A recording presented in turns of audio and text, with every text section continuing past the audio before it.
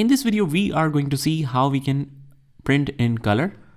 Let's say we have used different color for the text, or maybe we have highlighted any line into a different color, or our document contains any kind of pictures or logo. So we want basically to have a print from Google Docs in color form. All you have to do is just click on the file menu, and where it says print, just click on that. You just select the printer, and in the color, make sure that it is not set to black and white. If it is, you just change this to color.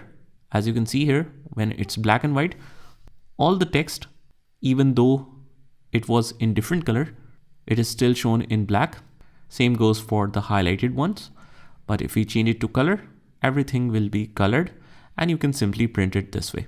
I hope you found this video helpful, and if you did, hit the like button and subscribe to our channel, and I will see you in the next one.